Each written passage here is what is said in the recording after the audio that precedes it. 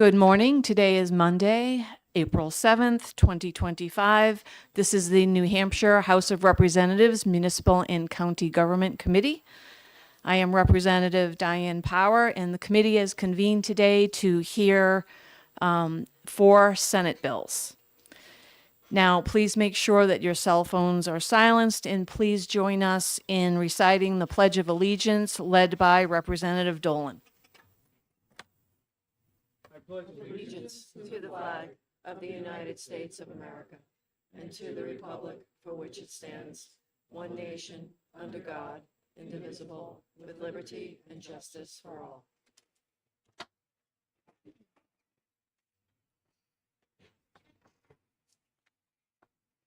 Thank you.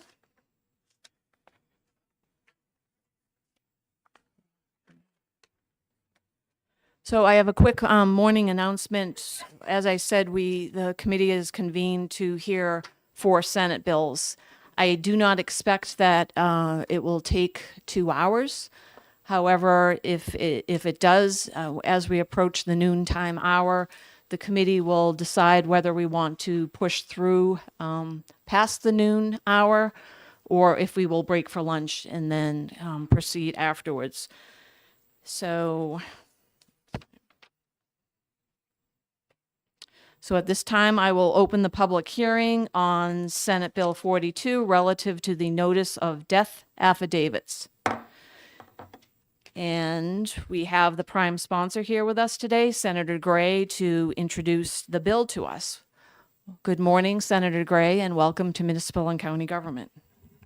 Good morning. My name is James Gray. I represent Senate District 6, which starts up in Alton and Gilmanton, comes down Route 11 to Rochester and Stratford. This is a request from municipal officials. A few years ago, we took care of transfer on death to try to make it easier when a person passes away and the heir that they have chosen would have to do a lot of different things, but we have a transfer on death deed. So, but the problem is that when we try to figure out who actually owns the property today, they have a problem sending out the tax bills and doing all that other thing. So this adds a paragraph to that section that just basically says that they will submit a affidavit for the death, and gives you some criteria in there that the registers will need to make sure that transfer on death deed is the deed that is current, and that the tax bills will get sent out to the right place, and everybody will hopefully save a little money because we won't have to go through probate like we discussed in the original bill. So. Thank you, Senator Gray. Are there questions for the senator? Representative Walker is recognized for a question. So, good morning, Senator. So what's the mechanism for this death deed? Does the city clerk's office send it out or notify the people to come and file it out, or what's the That's mechanism? already contained. I think it's RSA 563D, and I think it's like 5 through 7, but you'd have to look it up for. Okay. And that sets out the criteria, and that works well, except that there's no notification back to the individuals, both the Register of Deeds and to the town when someone has passed away. And that's what this is supposed to alleviate. And like I said, it was a request from the group that wanted this change. Thank you. Further questions? Representative Stavis is recognized. Thank you, Madam Chair, and thank you, Senator, for taking my question. In the existing 563D, Section 20, it's titled Optional Form of Revocation. And I'm unfamiliar with this statute, so bear with me. So Is an instrument of revocation still required, even with this proposed legislation? I did not bring a copy of the statute with me, but there's a couple of different places in there that talks about a transfer on death deed. And one of the part of that statute says that they are revocable, and that it goes on to say that it would not preclude you from filing a suit or other means if, say, you signed up with a mortgage company and you got periodic payments or lump sum payment or whatever. But that's not what this bill does at all.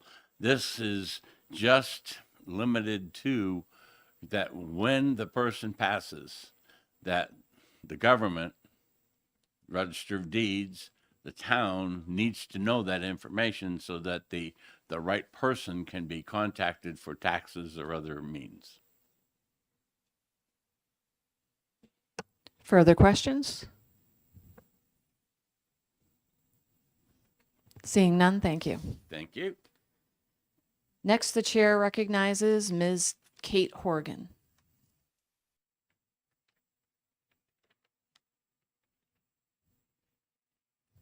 Good morning and welcome to Municipal and County Government. Good morning. Thank you, Madam Chair, members of the committee. My name is Kate Horgan. I'm here on behalf of the New Hampshire Association of Counties. I am pinch hitting this morning for Register Barabee from Stratford County, who was unable to be here this morning, but Register Barabee and Register Stacy from Rockingham County did work with the tax assessors over the summer on this bill. It is Senator Gray is 100% correct. It is a very minor technical change that allows when a deed on death is filed, the county register of deeds will notify the tax assessor. It does not change anything else around that deed. That process is purely notification. I did, as it's Monday morning, forget my letter this morning, but I will email that to the committee at the conclusion of this hearing so you all can have a copy of that as well. I'm happy to take any questions. Are there any questions for Ms. Horgan? Seeing none, thank you. Thank you. So that's the last pink card that I have. Is there anyone present that wishes to speak to this bill who has not yet had the opportunity to do so? Seeing none, the chair recognizes Representative Gilman to report out the blue sheets for Senate Bill 42. Thank you, Madam Chair. On the remote sign-in, we have 3 votes in support, 1 opposed, and 1 neutral.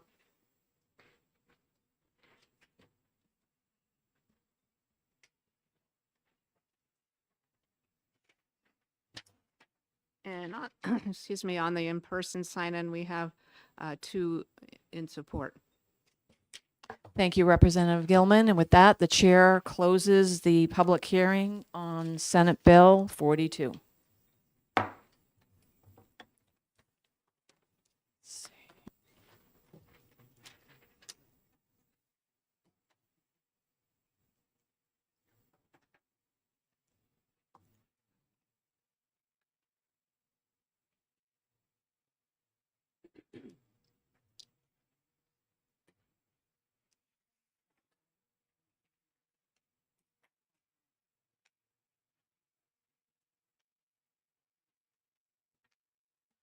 The next bill is scheduled to be heard at 10:15, and it's about 10:10 right now, so we have a 5-minute wait.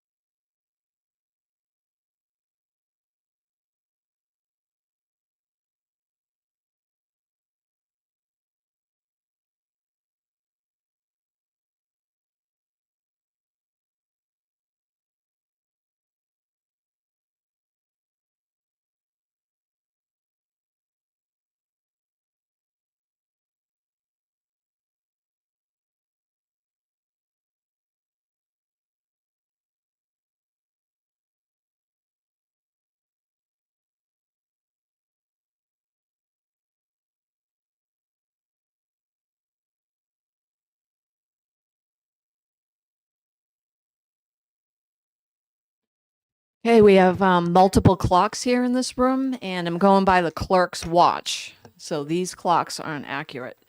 So at this time, the chair will open the public hearing on Senate Bill 217 relative to public notice of historic tax rates and tax impacts of proposed projects. The chair would like to recognize Mr. Declan Donahue to introduce the bill. Good morning, Mr. Donahue, and welcome to Municipal and County Government. Good morning, Chairwoman Power, and thank you very much for having me introduce the bill. My name is Declan Donahue, and I'm the legislative aide for Senator Victoria Sullivan, who is the prime sponsor of this bill and represents Senate District 18.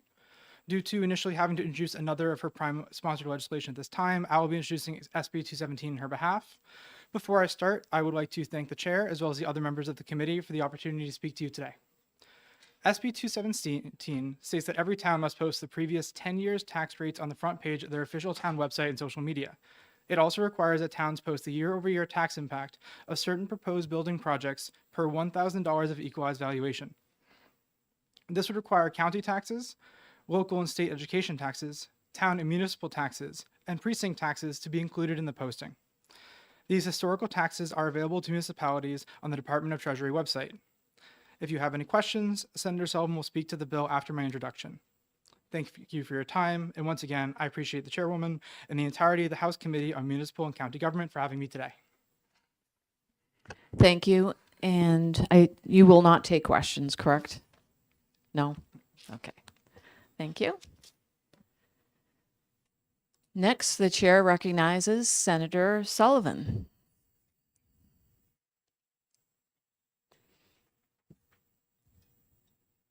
Good morning, Senator, and welcome to Municipal and County Government. Good morning, Madam Chair, members of the committee. My name is Victoria Sullivan. I represent Senate District 18, which is Manchester wards 5 through 9 in the town of Litchfield. I want to thank my aide Declan for introducing the bill for me. I think he did a great job for his first time. I know everyone comes before you and says, this is a really simple bill. This one actually is. So this information is already available at the Department of Treasury website. And I've talked to city managers and town managers. This is not a heavy lift for anybody. The impetus for this bill is, as you know, it's budget season. And I'm sure when all of you were campaigning, you heard a lot about property taxes. People are very concerned about their property taxes. However, in these conversations, I found that people didn't understand the structure of their property taxes. They did not understand the county has a piece of this and what the education pieces are on the local level and on the state level. So having this in one place where our citizens, our taxpayers can look at it and have an understanding of where their money is going. We hear a lot about transparency these days, and this is just a step in that direction. So I thank you, and I'm happy to take any questions. Are there questions for the senator? Representative Maggiore is recognized. Thank you, Madam Chairwoman, and thank you, Senator, for taking my question. I represent the town of Northampton, which has an incorporated village, the incorporated village of Little Boar's Head District, which was incorporated in 1905. That's not included in the list here. It's not a precinct. Does that mean, based on the language here, that the incorporated village does not have to be included? Thank you for the question. New Hampshire is a unique state, and that is one of the unique properties of it. If you would, if I'd be happy to work on an amendment with you that includes incorporated and unincorporated towns, if you'd like. Can I ask follow up? Can I ask you a question? So how do you put that information forward to your tax base right now? The incorporated village of Little Boar's Head District has their annual meeting the day after Labor Day.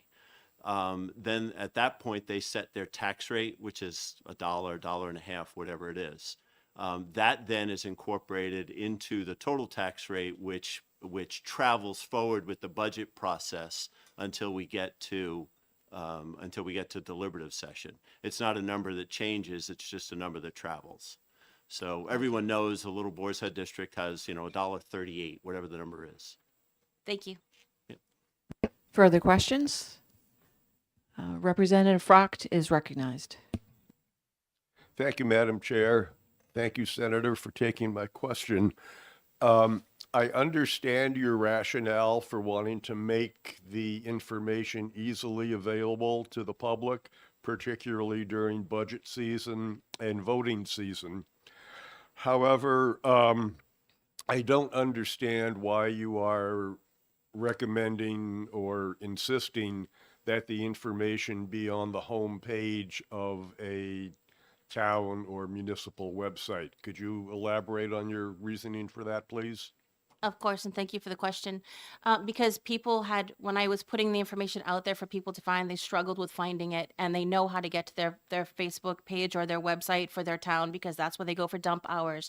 That's where they go for other information about the town. So it just made the most sense to put it where people access it the most frequently. Yes, you may have a follow-up. Thank you, Madam Chair. My follow-up would be, would a link on the home page to that information on a different part of the website satisfy your requirement? Thank you for the question. No, I think putting it on the Facebook page, the front of the page where it's just there in a graph for people to understand, because it's not graphed on the Department of Treasury website. It's just laid out there. So this is a way for people to understand it and have it right in front of them and understand what the fluctuations are in their tax rates. Thank you. Thank you. Appreciate your response. Thank you. Representative Colby is recognized for a question. Thank you, Madam Chair. Thank you, Senator. With dictating the placement of the graph on the homepage, I have concerns about cluttering of the homepage. So it's usually where we put our news or events and any kind of notices, emergency notices. And if we also make that travel to social media sites that are being utilized, there's no indication on the social media site portion in the bill of where this graph will sit. What is the best way for a municipality to approach these types of hurdles, as well as the likely lack of capability to pin a post online, especially as social media platforms don't always offer that feature? Thank you. So in your about section on your page, there's an ability to put things like that. And there's even, I mean, in that instance, you could probably put a link to your homepage that has it. But as far as the homepage, your Facebook, your website goes, there are people there that are employed by towns and cities to update that regularly, and they would be the best person to decide the placement of that. I mean, they have the expertise in that, and you count on them to do the layout all the time to make it accessible to your citizens. So they would be the best person for placement. That's why it doesn't say like right-hand corner. It's the placement that is best for your town. Representative Gerard is recognized for a question. Thank you, Madam Chair, and thank you, Senator, for taking my question. My question is kind of just a simple one here. I appreciate the idea, and I think it's wonderful. My question is, are you also going to suggest having them put down the years of what the reappraisals are, so that when they all of a sudden see a drastic drop in their rates, they realize it's not because of a rate drop, it was because of a reappraisal? Because over 10 years, you should have at least 2 of them done during that time frame. So. Right. So the information on the graph should be able to dictate what that is. And we've got reappraisals coming up again in Manchester. And so that's what the graph is going to show, the tax rate. And every town should know what their reappraisal period is. It's different for every, right? So they should be able to put that to explain to their citizens. I mean, this is just to have a visual that makes it simple for people to understand where their tax dollars are, because I know a lot of you have heard, as I have heard, that there's a lot of the onus being put on the state. They really do believe that the state is crippling their towns, and that the reality is that the bulk of the town taxes are going to education. That's really, it's local education, not the state portion. So I think it's really important for people to understand exactly how their taxes are broken up and where their dollars are going. Thank you. Representative Walker is recognized. Thank you, Senator. My community is Rochester, and I know our homepage is quite extensive and cluttered. I have concerns as well about cluttering. You're suggesting we put those graphs on the front page. what's going to happen, it's going to be on the bottom and you're going to have to scroll to it. And a lot of people might not scroll to it and miss it altogether.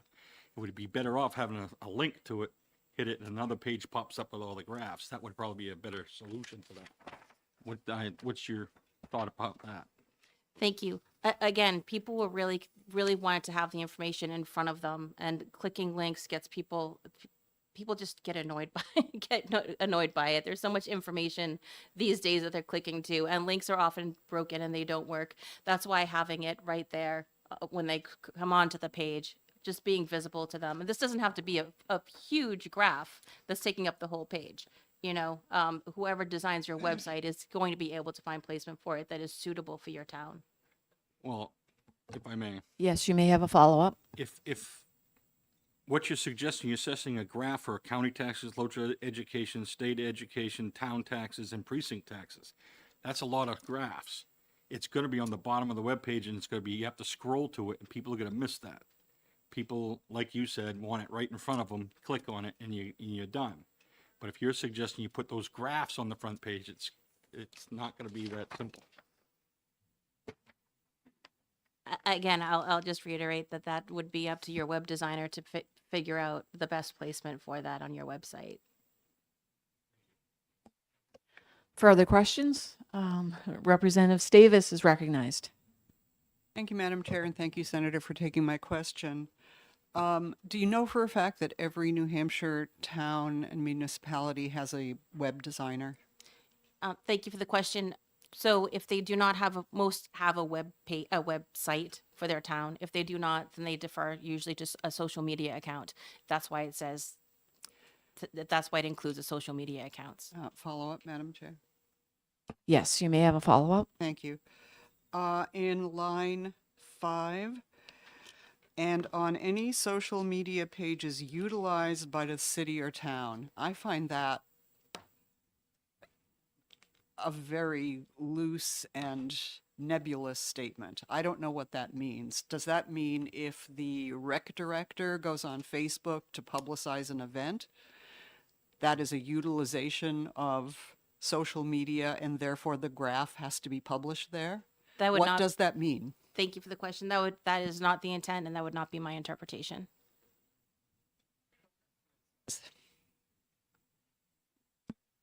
Representative Gilman is recognized for a question. Thank you, Madam Chair, and thank you, Senator, for taking my question.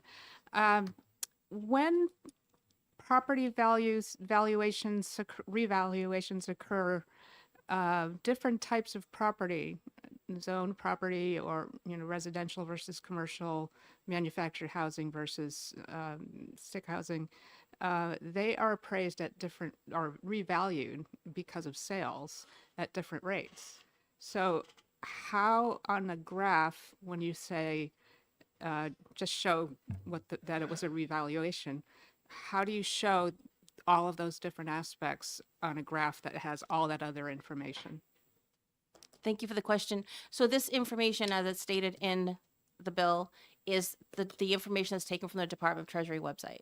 It's just laid out there. This isn't getting into the weeds and breaking it down to those levels. If people have those questions, they can certainly do a 91A to the town. They can, ask the questions they want to. This is just a very simple graph to show where people's tax dollars are going. Thank you. Thank you. Representative Grund is recognized for a question. Thank you, Madam Chair, and thank you, Senator, for taking my question.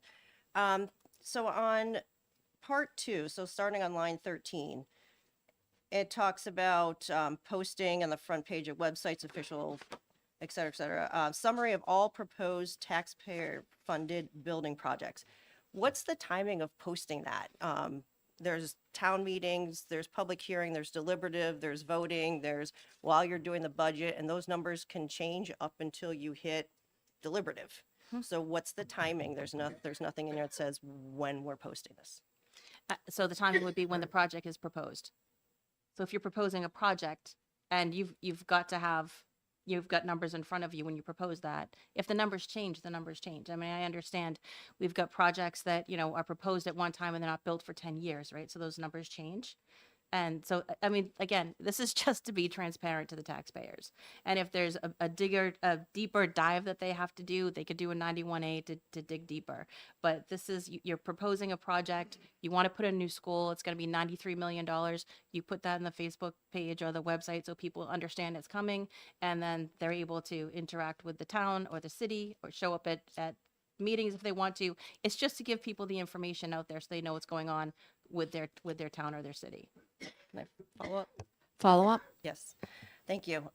So it just says, let's say a building project is $90 million. The problem is we don't know how we're funding that, and the bond rates and all those things can significantly change. It could be a 20-year, 25-year, 30-year, can change the tax rate. So if you have to put the tax impact, you don't know that probably until January for a SB2 town. So it's not the time you propose. I can't answer that information. So I would not be able to post that appropriately. Thank you for the question. So this isn't like, I'm not trying to trap anybody with this bill. You put out the information that you have when you have it to be transparent to your taxpayers. And if the numbers change, then you be transparent about that as well. But it's important for people to know that you're putting out a $90 million bid, and it could change to be $110 million when it's done. These are the questions that people want answers to, and they want to see it coming so they can attend meetings so they have a voice in what's happening. Further questions? I see Representative Davis is recognized for a question. Thank you, Madam Chair, and thank you for taking another question. Again, in section 2, lines 18 and 19, if the following project passes, this will result in an average estimated tax impact. And we've had this conversation in this committee before about the problems with forecasting estimated tax impacts because they are simply guesses and nothing more. But also, I'm concerned that that is a form of electioneering. Excuse me, I don't understand. How is that electioneering? Because it's suggesting a way to vote. It's suggesting that if you vote no or yes on a certain proposal, that this will be the impact. And my understanding is that that is electioneering. We had a bill in the last session that amended the RSAs to exclude the mention of how a select board voted on an issue, because that was seen as electioneering. This is even more blatantly electioneering. And I just wonder if you're concerned about that. I no, because I think that the taxpayers absolutely have a right to know what it's going to cost them in the end, and that's the question that's being asked here, is if the following project passes, this will result in an average estimated tax impact of XXX per resident. That's important information for your citizens to have before they vote, and so I wouldn't consider giving them information to make them informed voters electioneering.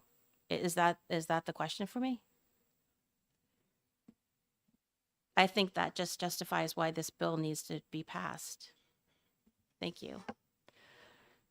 Representative Majori is recognized for a question. Thank you, Madam Chairwoman, and thank you for taking another question. We were lucky in Northampton over the last 5 years. We built a beautiful new library. We built a beautiful new safety center, so we're done with our buildings. I'm curious why this bill doesn't include capital improvement projects, because what about $1 million fire engine and $120,000 in police vehicles and things like that? We're not going to have a building for another lifetime. So I'm curious why there aren't capital improvement projects included. Thank you for the question. And it is certainly within your purview to put additional information on that website for your taxpayers and your constituents. Again, this is the information that is readily available from the Department of Treasury website, so it's not a heavy lift for the towns or cities. They just take the information and bring it over where people can see it. You're like I said, it's within your purview to add whatever information to your town's website to give your voters more information and your taxpayers more information. This doesn't take away your ability to do that. Thank you. Madam Chair, I can only take one more question. I really have to get to another. Okay, Representative Murphy is recognized. Thank you, Madam Chair. Thank you, Senator. How often do you do the updates? On a monthly basis, a quarterly basis, or a yearly basis? It would be yearly. It's when it's updated on the Department of Treasury website, which is usually yearly. Thank you. Thank you. Senator, I had a quick question. Okay. With regards to Section 1 of the bill, you specified that the historical tax rate shall be posted to provide transparency and information. What is the reason for you choosing the tax rate as opposed to some other metric like a tax effort or actual spending, overall spending? Thank you for the question. Again, I tried to make this as easy of a lift as possible while providing transparency, and that is the information that's available on Department of Treasury website. I wasn't trying to make it burdensome for towns or cities, but I did want to provide some transparency for our taxpayers. Thank you. I understand that you need to go to another hearing. Thank So you. I appreciate you coming here today and introducing the bill and taking questions. I thank you very much. Have a good day.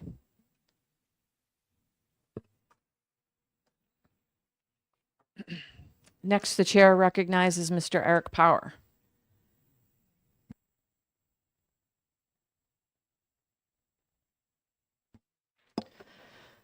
Good morning and welcome to Municipal and County Government. Morning, Madam Chair and members of the Municipal and County Government Committee. For the record, my name is Eric Power. I'm from Brookline, testifying in favor of this bill for myself. I like this bill. I think it's a very good transparency bill, and I think it does a lot to help taxpayers understand where their taxes are. There's an incredible amount of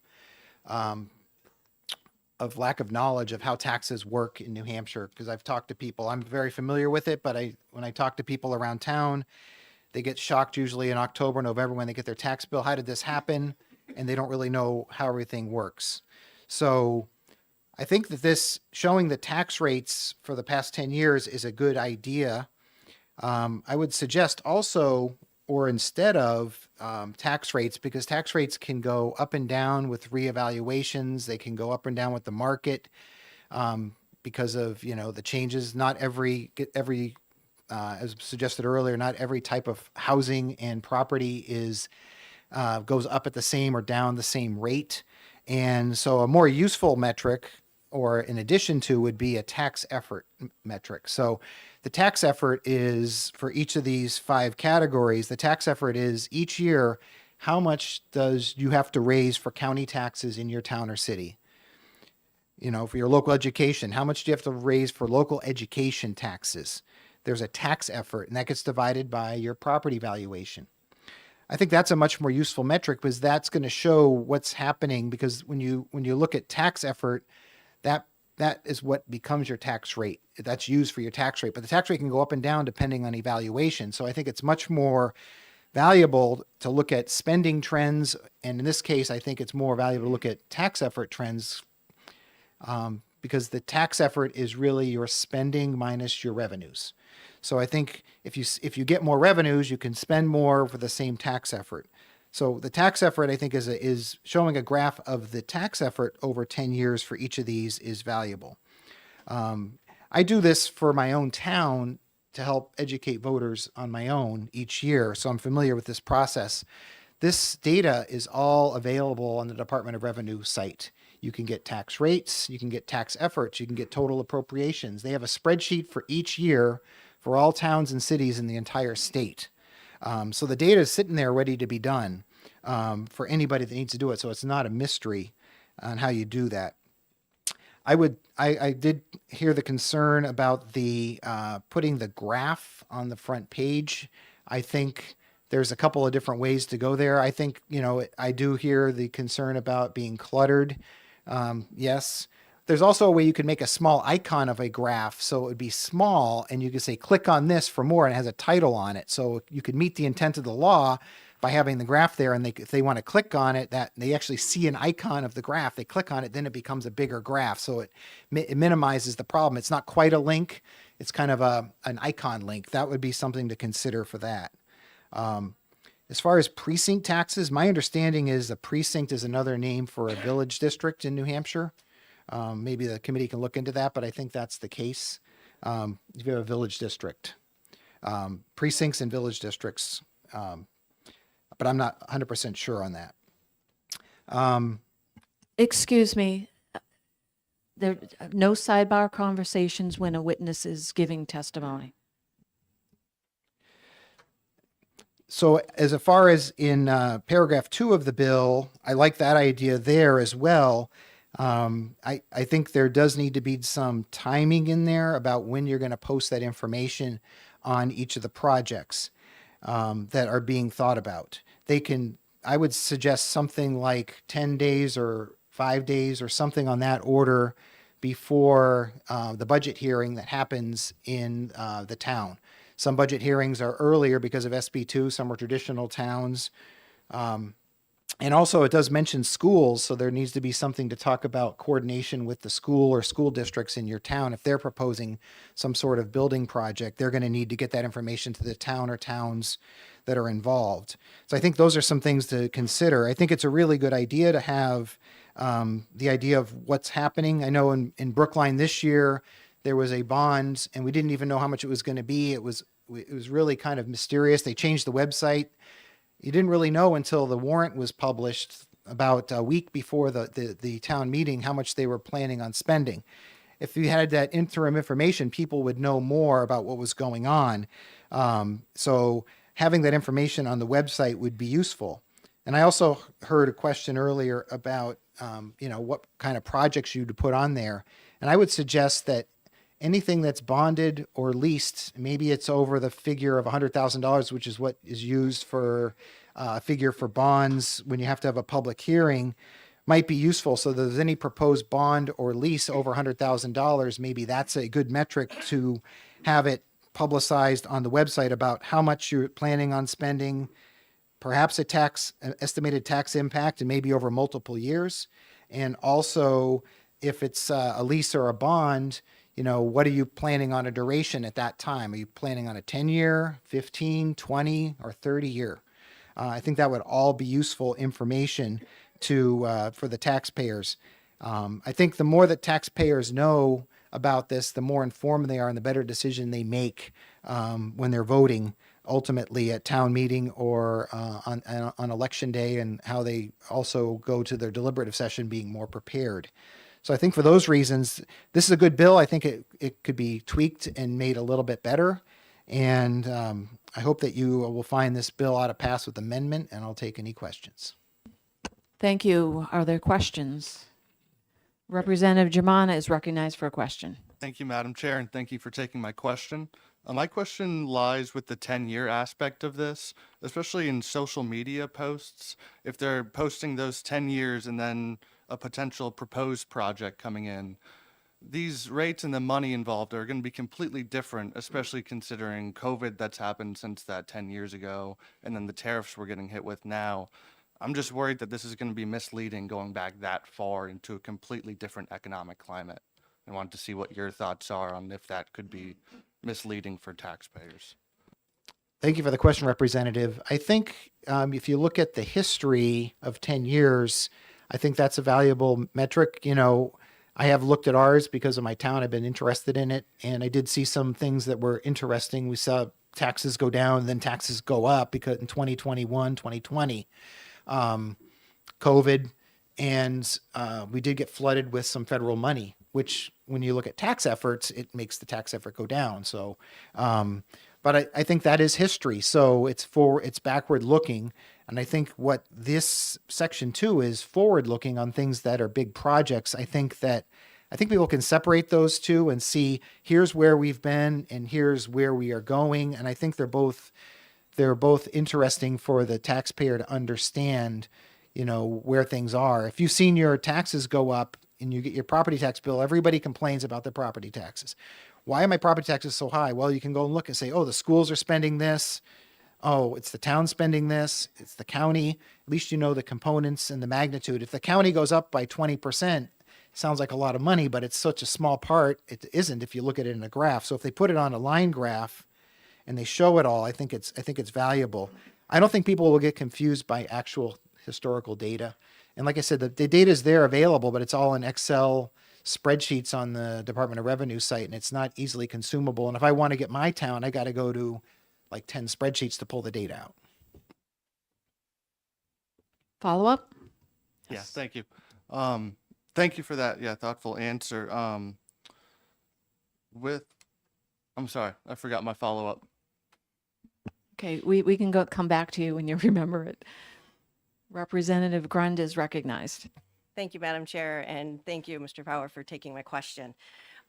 So something you just discussed a little bit about that people get information from that website about tax rates, but there's no information about why a tax rate might be up or down, what caused, whether it was ESSER money, why it was. Do you believe that that would be valuable information? Because just looking at a tax rate without context around it really is a tax rate. It's a number, but looking at the quality of what the information behind it is what's important. Thank you, Representative. I think I agree with you on what you're saying. I think a tax rate is only a little piece of a puzzle, and it's hard to actually, if I looked at my tax rate, because I have that, I would think we're doing great because my tax rate went way down. We got reevaluated 2 years ago. We dropped from 30 something a thousand down to $22 per thousand. I think everything's great, but you forget that my house went from, being valuated at 400,000 to 800,000. So to me, I think the tax rate is an interesting metric, but it's only a piece. And to me, it's not nearly as valuable as a tax effort, or even the total appropriations, because those are showing what are you spending and what are you spending net of revenue, and more importantly, because that's actually what you get. That becomes your tax rate eventually, but each year you have so many other variables in there that it's hard to see. So if you want to make it very complete, I would say we do what you suggest. But I think for the average consumer, that they need to see something that's more consumable. I think having a tax effort provides all that context sort of in one number, the best that you can.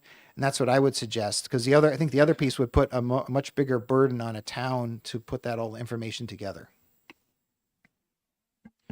Yes, you may have a follow-up. Thank you.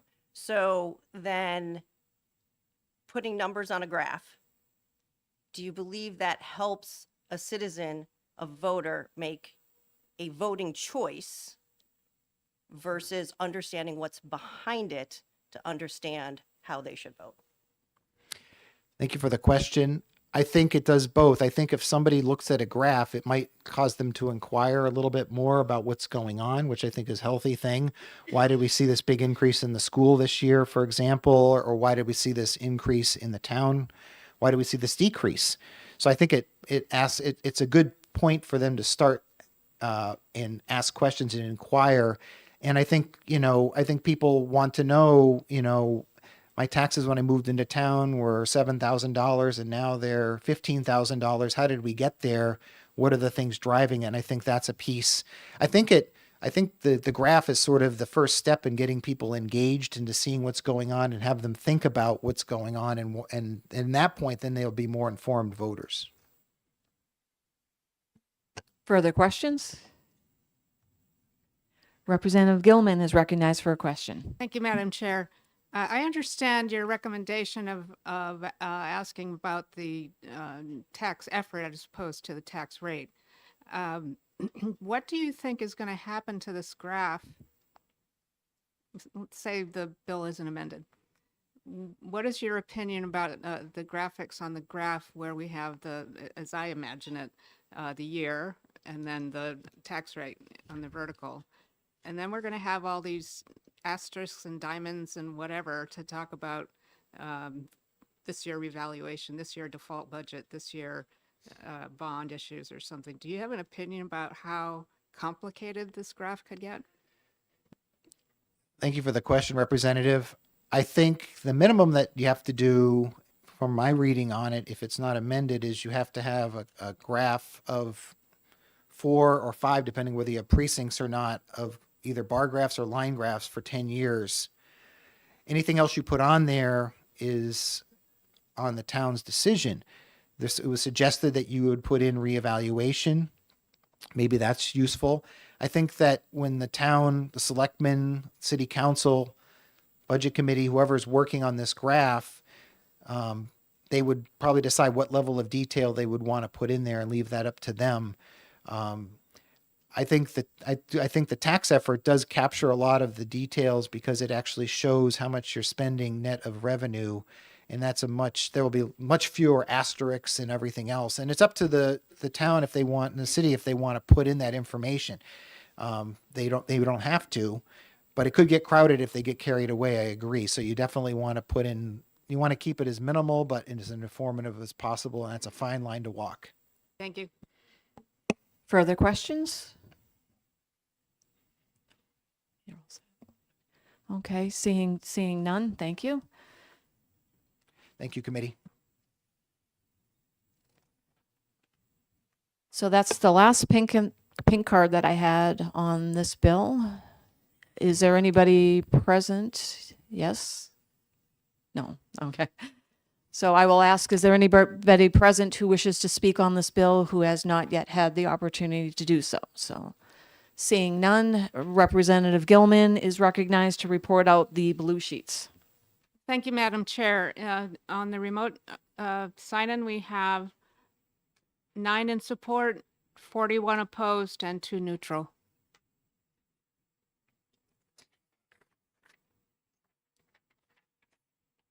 And on the written blue sheet, we have 1 opposed and 2 in support. Thank you, Representative Gilman. And with that, the public hearing on Senate Bill 217 is now closed.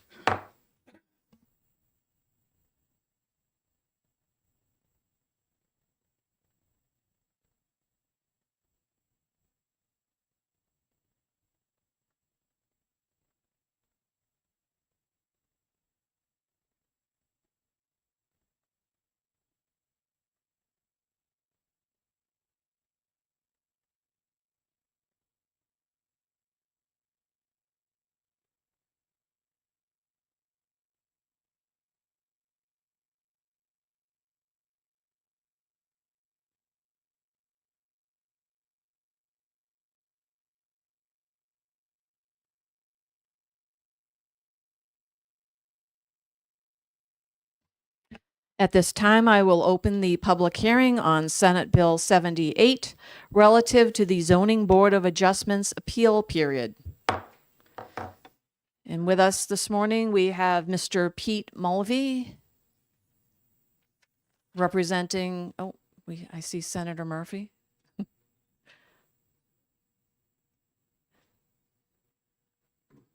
Okay. So the chair recognizes Senator Murphy to introduce the bill. Good morning, Senator, and welcome to Municipal and County Government. Good morning, Madam Chair, members of the committee. I was rushing up from one of your counterparts downstairs, so I appreciate your patience. This is a pretty simple bill that puts in place legislatively what is already standard practice in most of the state. It would standardize a 30-day appeal period for the Zoning Board of Adjustment. Again, most towns already operate on this assumption, this practice, but the current RSA says a reasonable time frame. And that degree of uncertainty has caused, in some cases, developers to walk away from proposals. This change would provide certainty, would provide some reasonable degree of predictability for developers, and would therefore help projects move forward and in some small way help address the current housing problem we face in this state. Thank you, Senator. Are there questions for Senator Murphy? Representative Colby is recognized for a question. Thank you, Madam Chair. I love this idea. Thank you.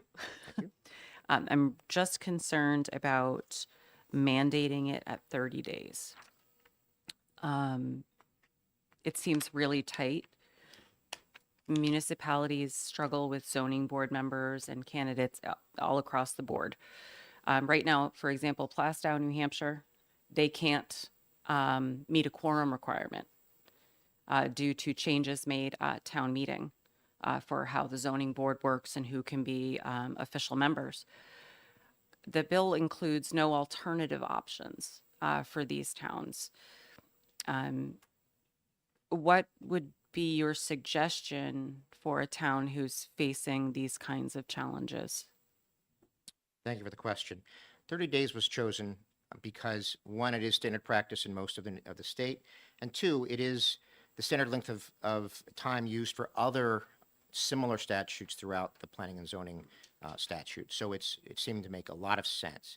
In terms of your question, if Plastow has made decisions that have made it difficult to achieve a quorum, I think maybe they need to look at changing those decisions.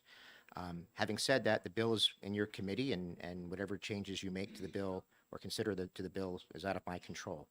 And I can't necessarily endorse an amendment, but I think 30 days makes a lot of sense, given its standardization. But I'd be happy to consider supporting such an amendment if I can read it.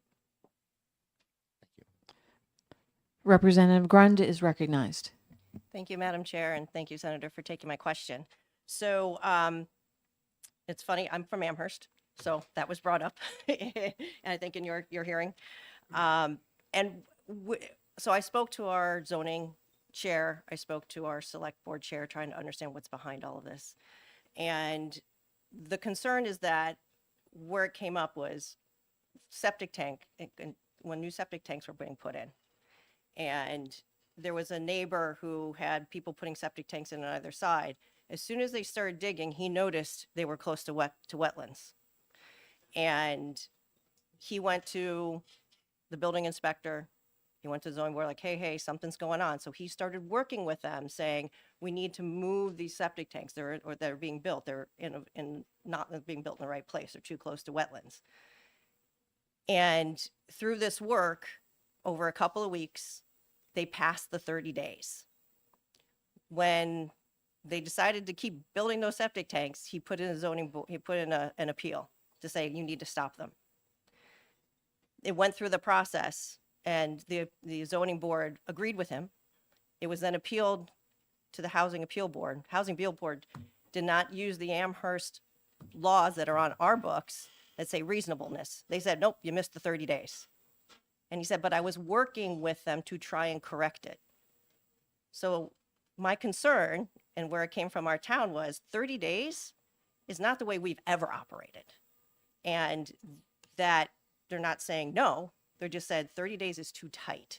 And if someone is working towards trying to find a solution, is it possible to have an alternate wording that says, in good faith, you're working to try us find a solution? So it goes back to a similar question to Representative Colby of alternative method if something else is being worked on. Is that possible? Is it possible? Certainly. I think in a situation like that, perhaps some wording could say something to the effect of within 30 days, unless there's other intervening information arises that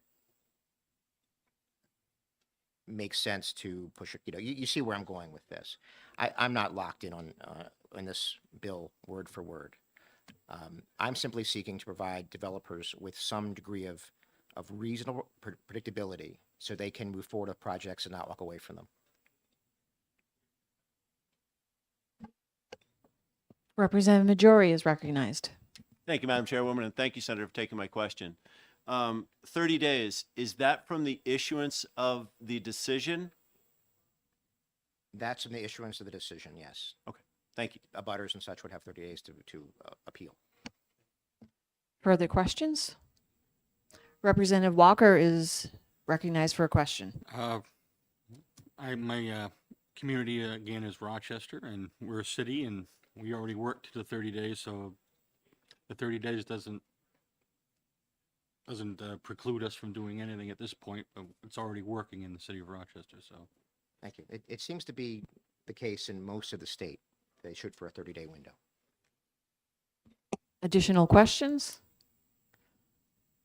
Seeing none, thank you. Thank you, Madam Chair. I do have a piece of paper. I'll hand it around. Okay, perfect. Thanks. Have a good day. Thank you. Well, I'm on your next bill, too.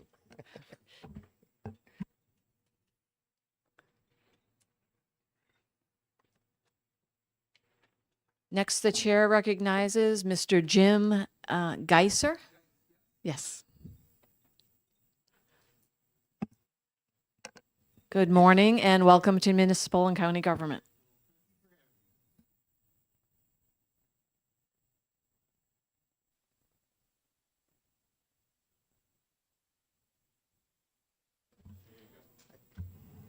How's that?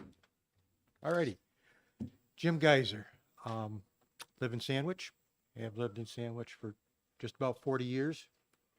And this is now my 20th year on our Board of Adjustment. I hope that gives me enough background to address this.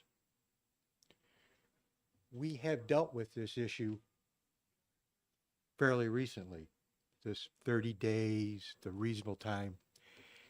And I would discourage this committee from going forward with this. When I joined the board, we had the 30-day time frame as part of our ordinance and as part of our rules of procedure. And over time, it became evident it was giving us problems. People were not being treated fairly on occasion, and it was getting to be a headache. We have since changed our ordinance and our rules of procedure to mirror what is now currently the state law, a reasonable period of time. And that seems to work. The problem is not when you go to a planning board or a historic district, because the neighbors are noticed. They get a certified letter. They know something's going on. The problem comes with the building permits. If somebody got a building permit, to put a building up, fooled the inspector where the property line was, and that's what it's stone wall, but it's not. And they got that permit in January. And we all go home tonight, and there's an excavator digging a cellar hole 1 foot from the property line. If this proposed law was in effect, that neighbor has nothing they can do. And it's the same, we've experienced this in town. It was a horror show. Inexperienced selectmen signed a permit for a use that was not permitted in town. I misspoke, permitted in that area of town. It was months later before anybody really realized what was going on. And because at that time we had a 30-day time limit, we couldn't do anything for them. Or that same building, they back a well rig up and put that well a foot from the property line, because again, some inspector got fooled, or there's an honest mistake. And that vacant lot next door now can't support a septic system because it's within the well right area, the only place to put it.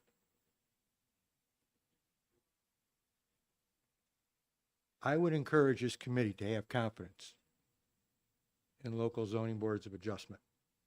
They know their town. They know the ordinance, hopefully, and they've got a feel for it, this reasonable period of time. It has been that way a long time. I was part of a board, as I mentioned, where it wasn't, and it was worth my time to come down here and share that with you today. I appreciate your attention. Thank you. Thank you, Mr. Geyser. Are you willing to take questions? Be happy to. Okay. Questions for Mr. Geyser? Seeing none? All righty. Thank you. Thank you for your Have attention. a good day. Next, the chair recognizes Mr. Eric Power.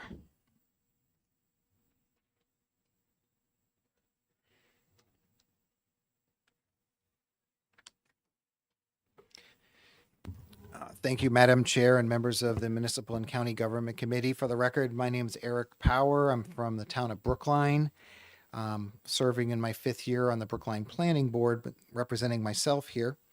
And I'm speaking in support of this bill. I think leaving it at a reasonable time, there's a lot of towns are already doing 30 days. We do that in Brookline. When we make a decision on the planning board, we know within 30 days we would have to see an appeal from the ZBA, and it's a useful timeline to have instead of leaving it open to a lot longer. I think there are some other conditions, so maybe there is something you might want to put in there to if there's a maybe something that somebody could put in an appeal. This is really just to put the appeal in. So if you think something suspicious is going on, maybe you have to put the appeal and then you can rescind it later. But I think the other side of this coin is you have building projects that want to go on. They want to start doing their work. They've got a decision from the ZBA for a variance or some other exception. And in 30 days, they know they have closure. If you make that longer, that could slow down development. And right now we have a housing crisis in New Hampshire. So biggest thing is a residential development, a subdivision, somebody complains, 60 days, is that still reasonable? Probably people would say so. That would slow down the development of the housing. So it's a fine line to walk, I understand. But I think, putting a bounds on it, and it is basically a best practice and a common practice across the state for 30 days. And it seems to work for vast majority of cases across the state. I do think it's good to put some time limit in there instead of leaving it open. So given that, I hope you find the bill ought to pass or ought to pass with amendment to help make things work better in New Hampshire as far as especially for housing. Thank you. Thank you. Questions for Mr. Power? Seeing none, thank you. Next, the chair recognizes Ms. Sarah Holland.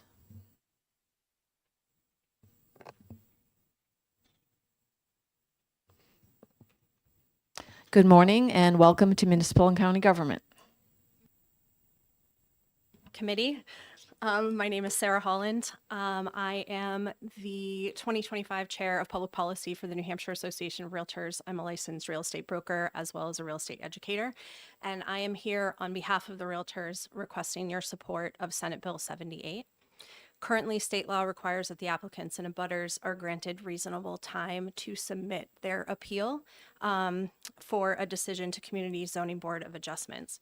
Most of our communities, as we've already heard, have defined reasonable as 30 days. Those that have not created that definition refer back to this statute that says reasonable time. The problem is simple. The applicant has no idea when they can safely move forward with the construction without fear of an appeal being filed. So the issue has been particularly challenging for property owners who have received a permit to build a deck, an addition, an accessory dwelling unit, or even a new home or a larger project. And with that comes with the concern as to whether or not someone is going to file appeal and what that time frame may look like. So this issue did go back to go into the Supreme Court in, I believe it was 1990. And in one instance, the court found that 55 days, which was the time frame that an appeal was filed, was not a reasonable time frame. But they did not say what was reasonable. And that case was tied up in the courts for over 2 years. So SB 78 defines that a 30 days, which provides clarity to the applicant, the abutter, and the town officials. So everybody has those guardrails. They understand what they're working within. So when an appeal to the court is made in communities which have not defined reasonable time in the ordinance, those can take well over a year to work their way through. And as I mentioned, for the 1990 case, that was well over 2 years to work their way through.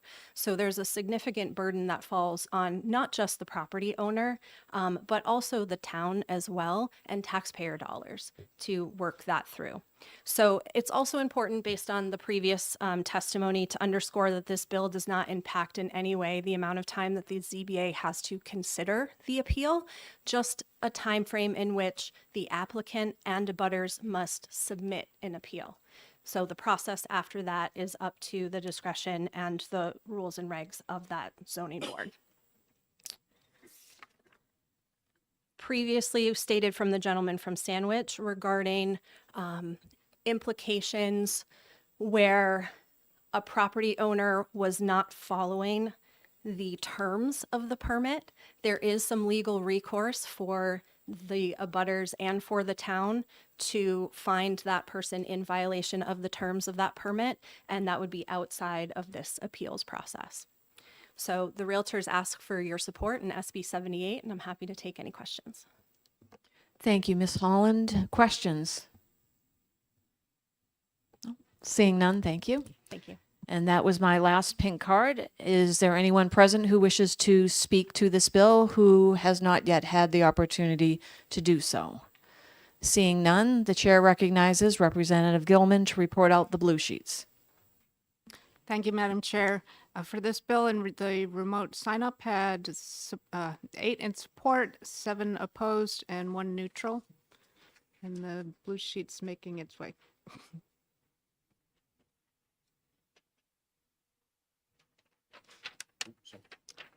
And today's blue sheet has 2 opposed to the bill. Thank you, Representative Gilman. And with that, the chair will close the public hearing on Senate Bill 78.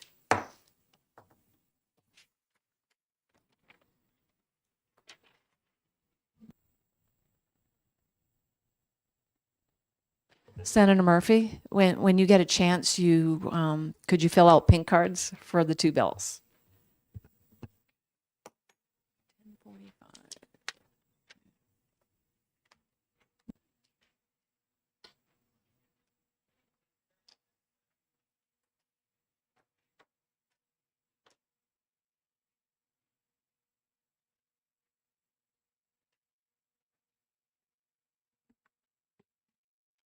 At this time, the chair will open the public hearing on Senate Bill 105, enabling towns to adopt budget caps. The chair recognizes the prime sponsor, Senator Murphy, to introduce the bill to the committee. Good morning, Madam Chair, members of the committee. My name is Keith Murphy. I represent the people of District 16. This is a very simple, straightforward bill that extends to towns and the citizens thereof the same rights and powers enjoyed by people who live in cities to add tax caps. It takes into account population growth and inflation on an annual basis. It does allow for a process of rescission if the town later decides to do so. I think we can all agree that people who live in towns and cities deserve the same rights, and I hope that you'll look kindly upon the bill. And I'm happy to take any questions.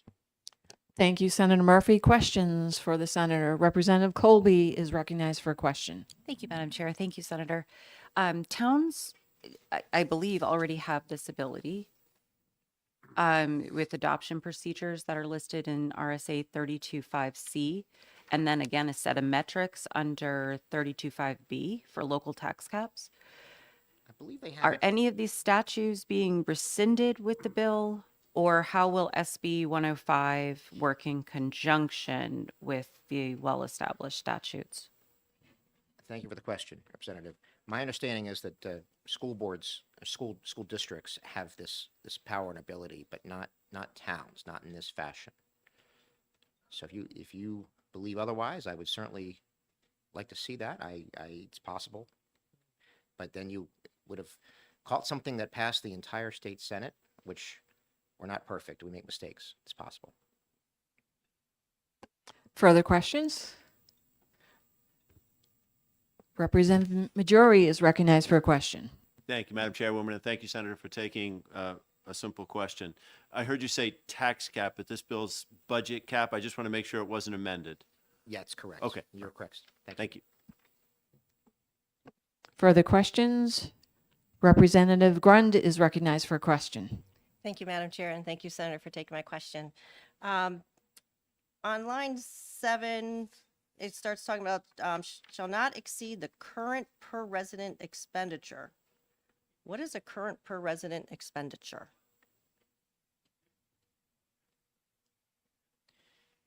The current per resident expenditure times the current population, 1 plus IF, where IF is the amount for an annual increase in inflation. In the first year after the budget cap is adopted, the current per resident expenditure shall be the adopted per resident expenditure. So it's basically the budget divided by the population is the per resident expenditure, and then it caps the spending going forward after that. In subsequent years, the current per resident expenditure shall be the previous year's current per resident expenditure times 1 plus 1 FP. Okay, can I do a quick follow-up? Yes, you may have a follow-up. Thank you. So this does not take into effect if new developments are being built or anything else happening in the town. It's just based on a resident number with inflation. It does take into account population growth. Population growth? Or, yes, the current town population shall be the most recent figure calculated by the Department of Business and Economic Affairs. All right, I have to go back and look at the timing of that number. Yeah. Thank you. Further questions? Seeing none, thank you. Thank you, Madam Chair. And the last pink card that I have is for Mr. Eric Power, is recognized.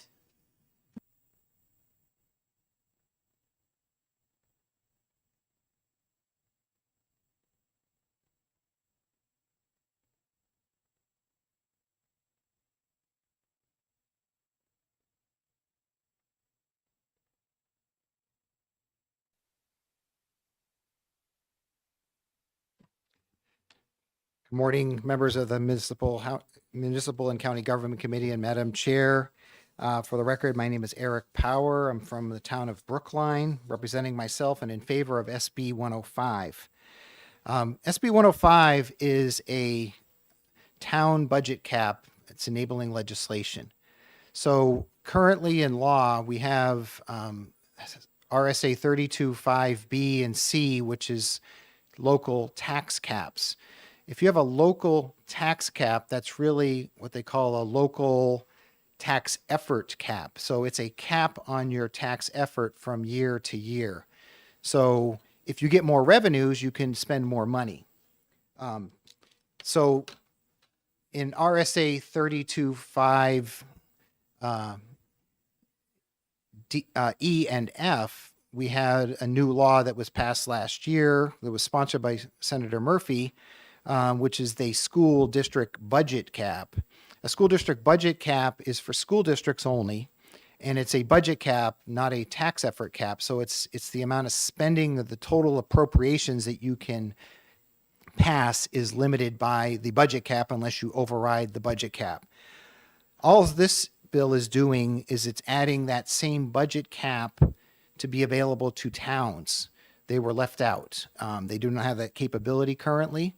They have a capability to do a local tax cap, but they do not have a capability for a local budget cap. Senator Murphy had mentioned cities have a budget cap or spending cap available already. The towns are the ones that are left out. So this bill is important from that perspective. And what it does is if the municipality chooses, they set a per resident expenditure when they adopt the budget cap. And when they do that, after that first year, that per resident expenditure adjusts with the chosen inflation index that was proposed in the warrant article. It could be CPIU Northeast. It could be the municipal cost index. It could be any number of inflation factors. And what it does is it puts a cap on how much the select board or the budget committee can propose to the legislative body.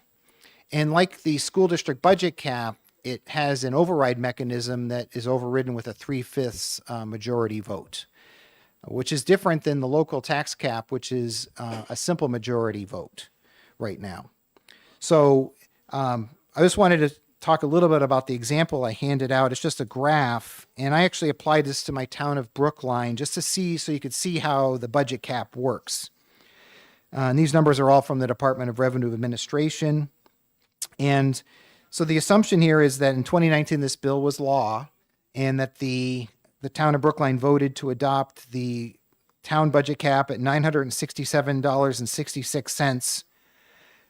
And that matched the expenditures in 2019. So they aimed for that.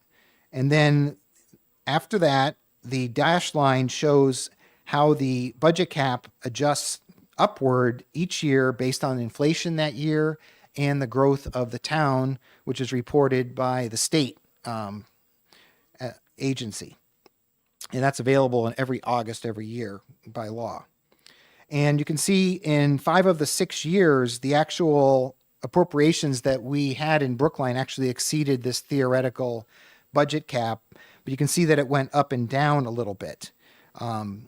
And so if you had had the budget cap in place, if you had that spending that was exceeding the budget cap, it would have had to be overridden by a 3/5 supermajority in that case. And there have been a lot of people in my town that have complained about the taxes from the town. We did have a great large increase in 2024, and it did cause the town this year, the 2025 number, to come down, actually, as you can see, in appropriations because of the large spike. But if the budget cap was there, it would have been a little bit more of a guardrail from that from happening. The city tax caps are effective in towns like Manchester and Nashua and others that help limit the spending slowly over time so that you don't get a runaway budget. And that's the whole idea, is to give towns this capability. The towns would have to adopt this with a 3/5 majority vote, so it's not just something they can adopt, and they can also rescind it if they do not want to have it, and it's not working for them. In our town, we did adopt the local tax cap for our school district, and that's been working well for us. And there's definitely an appetite out there for budget caps for towns.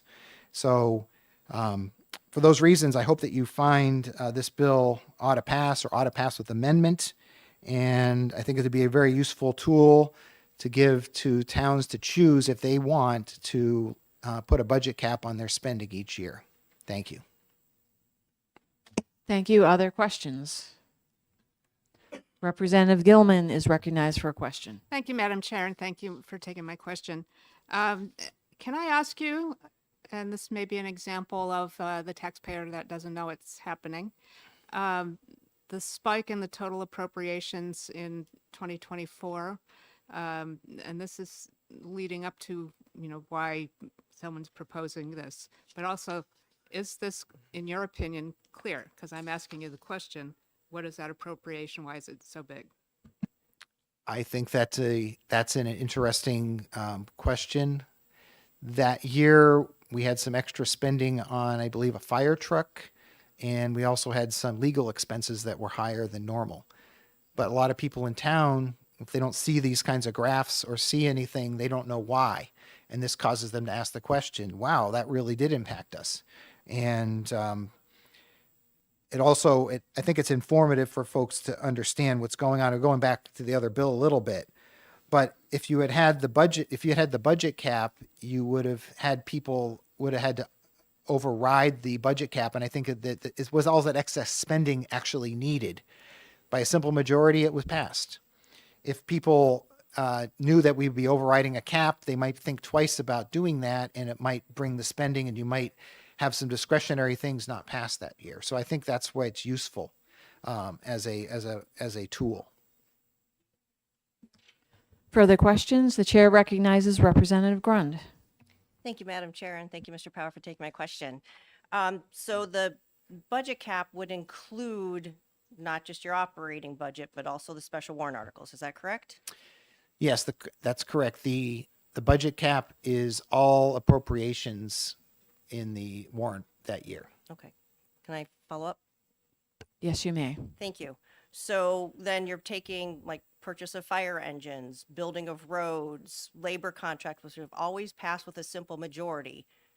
Most likely, we're now going to have to pass with a 3/5 majority.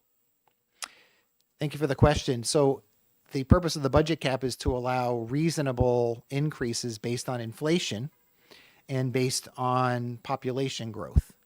So if you want to exceed that, and if the town budget does that, that would require a supermajority. But as a taxpayer, I think most taxpayers, they're dealing with inflation like everybody else. And so they're willing to probably concede that the town budget goes up with inflation and population growth, but that they may not want to see budgets going up faster than that. And that's why you would need a supermajority in order to exceed the budget cap. Further questions? Seeing none, thank you. Thank you. And that's my last pink card, and I don't see anybody else to ask that question. So at this point, the chair recognizes Representative Gilman to report out the blue sheets. Thank you, Madam Chair. The remote sign-in, we have 10 votes in support and 75 opposed, no neutral.